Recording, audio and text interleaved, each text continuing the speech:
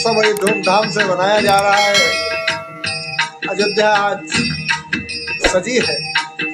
आहा, जय हो देवाधिदेव महादेव भूत भवन भोले भंडारी की जय जयकार हो। आज काशी विश्वनाथ भूत भवन भोले भंडारी अयोध्या के लिए जा रहे हैं। आप भोलेनाथ अपने नंदी पे सवार होकर के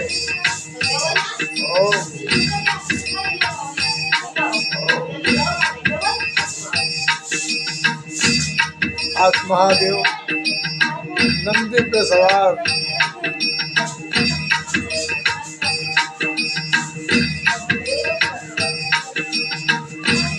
प्रभु श्री राम की जय जयकार करते हुए नंदी पे सवार हैं। हमारे कृष्ण कन्हैया भी वहाँ किसी से कम नहीं है। उन्होंने भी अपनी मुरली की तान कहाँ पीछे हटने देते हैं।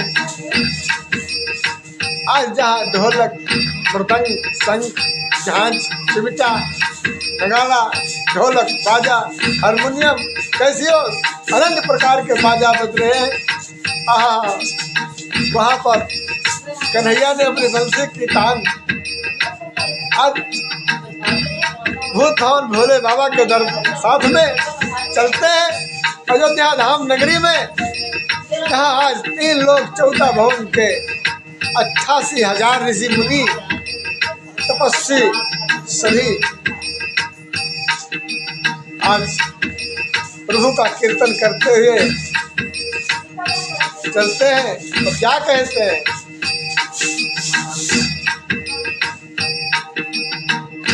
प्रभु आप बसे वृंदावन में, मेरी उम्र गुजर गई अवधपुर में।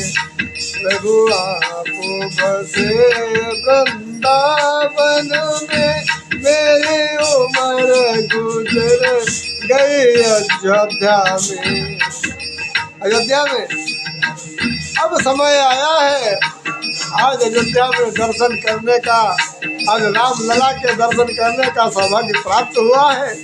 अभी तो वो कान्हा मथुरा में थे, आज वो चतुर्भुजी, वो गौरवर्ण सुंदर शरीर, मनमोहनी मूरत।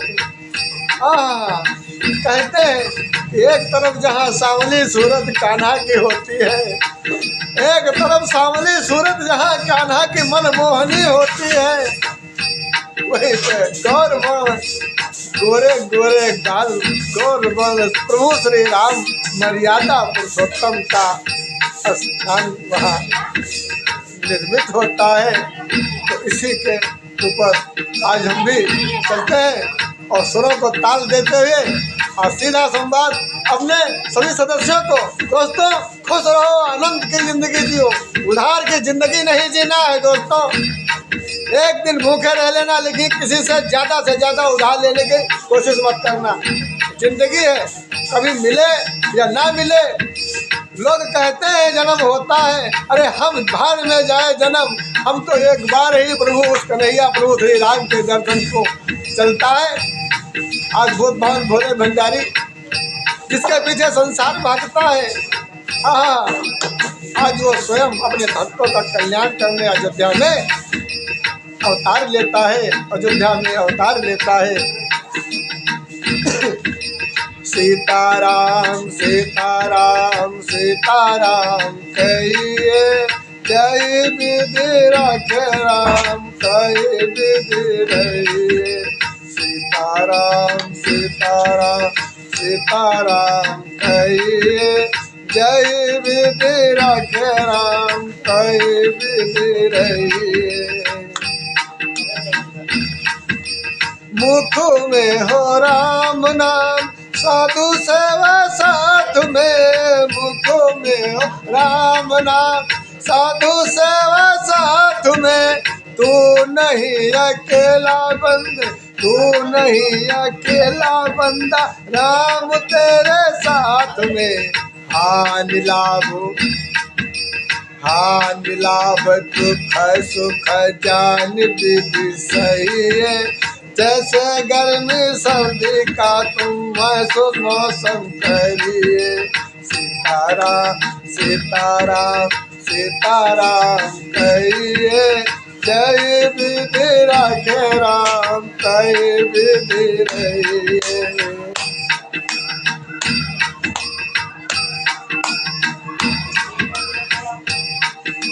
संतों का संगति बिन मेहनत मिल जाए, संतों की संगति बिन मेहनत मिल जाए। प्रभु जी के चरणों में फोकट में निवास हो जाए, प्रभु जी के चरणों में फोकट में निवास हो जाए। यही अरे यही जानी के हम, अरे यही जानी के हम सीताराम कहिए। दोस्तों बिल्कुल कोई मेहनत नहीं करना पड़ेगा, अगर गुरु के चरणों में अर्थात माता पिता के चरणों में, अपने अग्रजों के चरणों में, अपने से बड़ों के सम्मान्य में यदि आपका स्थान है, प्रभु श्री राम जैसा ही आदर्श है, तो फिर इस संसार में आपको कोई हराने वाला नहीं है, कोई आपके दाहिने हाथ खड़े होने की क्षमता नहीं है। क्योंकि शंकर जगत बंधु जगदीशा, सुर नर मुनि सब। आजकल कहते हैं हमारा धर्म महान है, कोई कहता हमारा धर्म महान है, लेकिन आज बाइबल में प्रभु से ईसा मसीह ने क्या कहा है? अरे मेरे ईसा मसीह के ईसाइयों सुनो, प्रभु ईसा मसीह ने क्या कहा? मैं परमात्मा का प्रिय पुत्र हूँ, मैं परमात्मा नहीं हूँ। आप क्या कर रहे हैं? उन्हीं को परमात्मा की जगह पे बैठाल करके क्या करते हैं? उन्हीं की जगह पे बैठाल के उनको परमात्मा बना रहे हैं और पैसे दे दे करके क्षमा चाहते हैं। जो सुन रहे हैं देख रहे हैं, पैसे देकर लोभान्वित करके हमारे यहाँ भी हम देख भी रहे हैं। मैं जब तक प्रमाण नहीं होता हम किसी चीज़ को हस्तक्षेप नहीं कर सकते, और जिसमें मालूम नहीं है उसमें हम कभी भी उसमें बहस नहीं कर सकते। ये अपनी आदत है, हमें सर झुकाना अच्छा नहीं लगता, इसीलिए बेवजह की बहस नहीं में, और बेवजह की बहस बिल्कुल ठीक नहीं।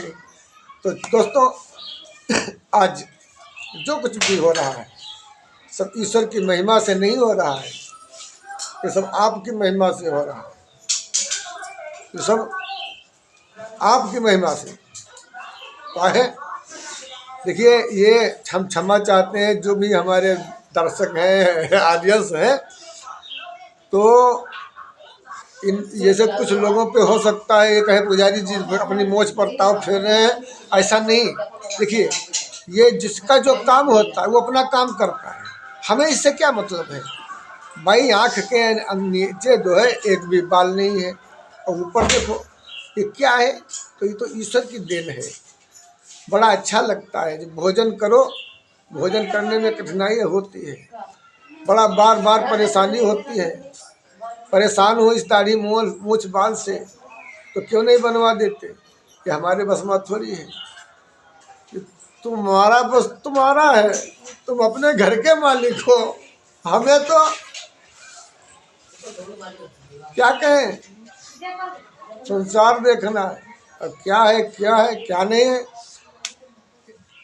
प्रभु श्री राम जी का फैसला हो रहा था, नहीं हुआ था तब दाढ़ी लगी थी।